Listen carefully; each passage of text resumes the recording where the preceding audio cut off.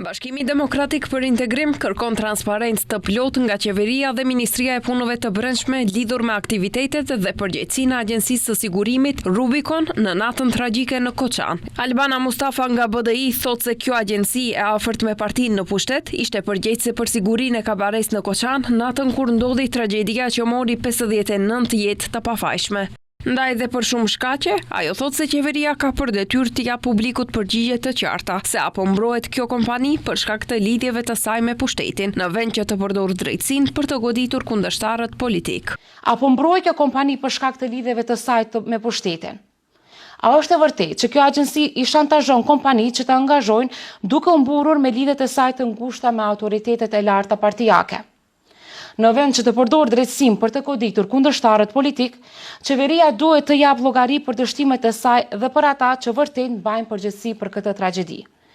Bashkimi Demokratik për Integrim kërkon një hetim të plotë, të paanshëm dhe të drejtë për këtë rast, si dhe përgjegjësi nga të gjithë ata që kanë lejuar një situatë të tillë të ndodhë.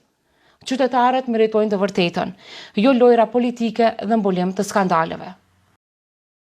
Për këtë çështje ka reaguar edhe nënkryetari i LSDM-s Metodia Ilievski. Ai thotë se tragjedia në Koçan ka zbuluar mangësitë e institucioneve, si dhe rënimin e sistemit të sigurisë. Prandaj, sipas Ilievskit, duhet llogaridhënie, sidomos në krye të Ministrisë së Brendshme dhe Byros së Sigurisë Publike, pa selektivitet dhe pa tentativa për të anashkaluar ata që kanë përgjegjësinë më të madhe.